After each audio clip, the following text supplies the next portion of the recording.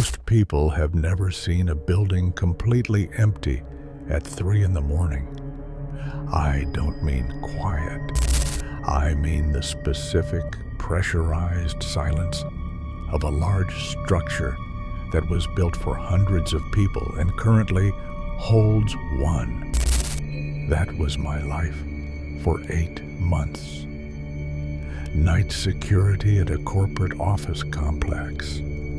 4 interconnected buildings, 11 floors, 1 guard per shift. I took the job because the pay was decent, and I've never had trouble being alone. I'm telling you that so you understand. I am not someone who scares easily, and I am not someone who invents things. What happened on the 6th floor of Building C on a Tuesday night in February is the reason I handed in my access card the following morning and never went back. I haven't worked nights since. I probably never will. The complex sat on the edge of a business district that emptied completely after 6 p.m. By the time my shift started at 11, the parking lot was mine alone. 4 buildings connected by enclosed ski walks on the 3rd and 7th floors. My job was simple. Hourly rounds, check every floor, scan the checkpoint readers with my fob to log the time, watch the cameras between rounds. Routine, predictable. Exactly what I needed. The first 7 months were uneventful in the way that long nights are uneventful. Slowly, with occasional small things that broke the monotony. A motion sensor triggering in an empty room. An elevator arriving on a floor nobody had called it from. Building sounds that I'd cataloged and filed and stopped noticing. I knew that complex the way you know a place you've spent hundreds of silent hours inside. Every sound had a source. Every anomaly had an explanation. Until the 6th floor of Building C. Building C was the oldest of the 4. The 6th floor had been partially decommissioned. Half the floor was active office space used by a legal firm that worked days only.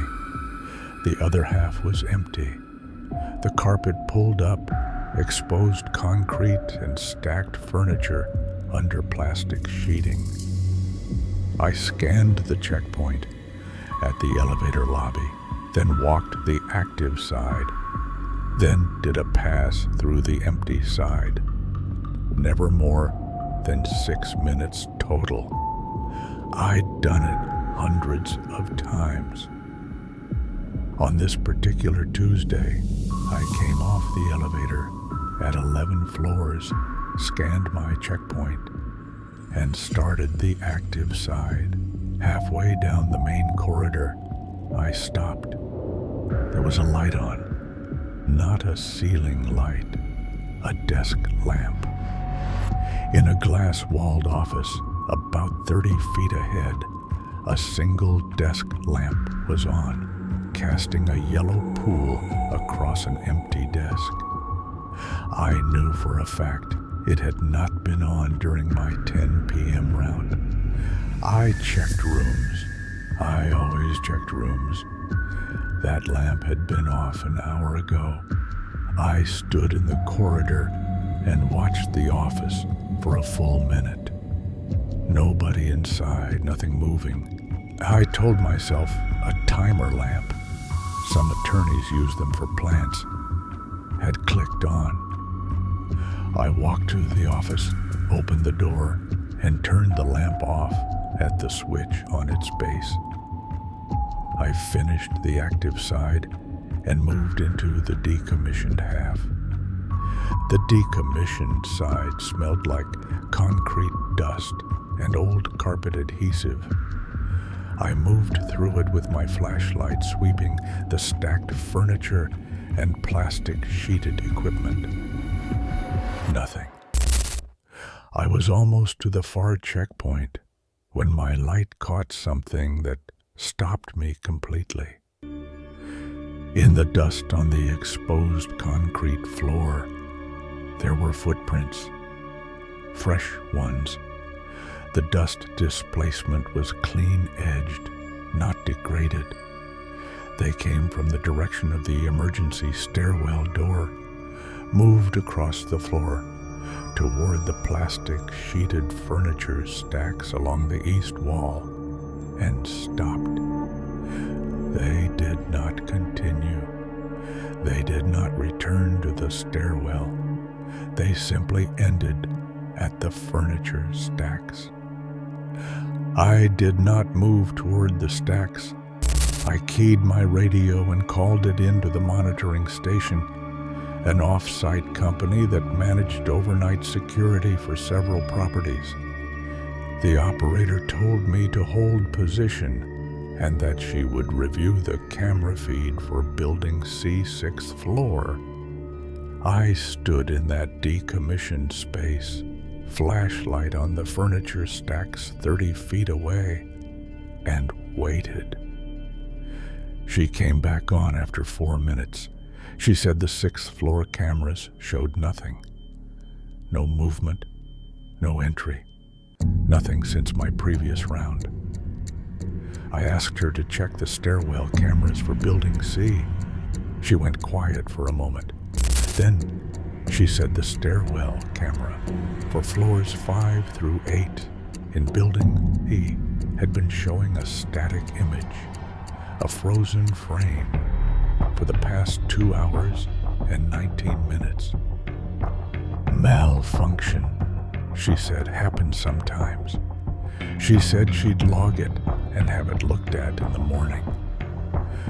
I scanned my far checkpoint and took the elevator down. I did not finish the decommissioned side sweep. I logged it as completed. I'm not proud of that, but I was alone in a building with a dead camera and fresh footprints that ended at a wall of sheeted furniture, and I made a choice. An hour later, I was at the monitoring station desk watching the camera grid when the 6th floor active side camera showed movement. Top right screen. Building C, floor 6. A shape moving through the corridor. I leaned forward.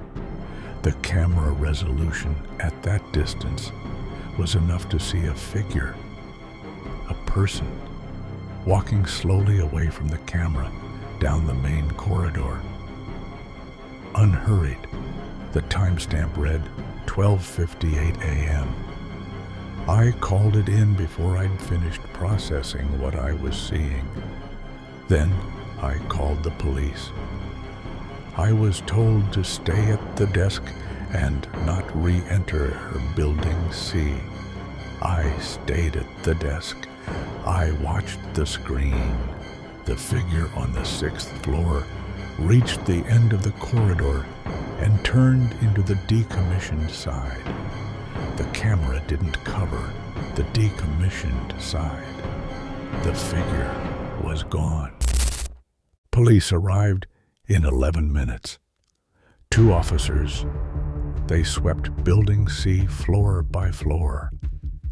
I watched the elevator indicators from my desk. They went up, floor by floor, methodically. When they reached 6, they were up there for longer than any other floor. 14 minutes. When they came back down and walked over to where I was sitting, the senior officer told me they had found the stairwell door on the 6th floor, decommissioned side unlatched. The kind of unlatched That meant someone had manually disengaged the bar from the inside. The door had been propped in a way that prevented it from locking again beyond that door. The stairwell showed evidence that the space between floors 5 and 7 had been used, not just passed through, used. There was a sleeping bag, a backpack containing food, a change of clothing, a handheld radio scanner, the kind that picks up security frequencies. He'd had a scanner. He'd been listening to my radio calls. He knew my rounds, my timing, my routes. He'd been living in the stairwell gap, a space deliberately kept off the camera grid, and accessing the floors when the pattern allowed. The lamp I'd found on in that office, the footprints that ended at the furniture. He'd heard me call it in. He'd heard every word of my exchange with the monitoring station operator. He knew before I did that the camera was frozen. He'd heard me say I was heading down, and he was gone by the time police arrived. The stairwell had a ground-level exit that opened into the parking structure. No camera on that exit. A gap in the grid I hadn't known about, and apparently he had. The backpack was kept as evidence.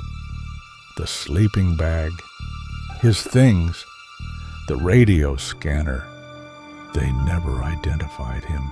The case went quiet within weeks. The property management company sent me an email thanking me for my diligence and informing me that additional cameras had been installed. I read that email in my apartment in the middle of the afternoon with every light in the place on. I submitted my resignation the same day.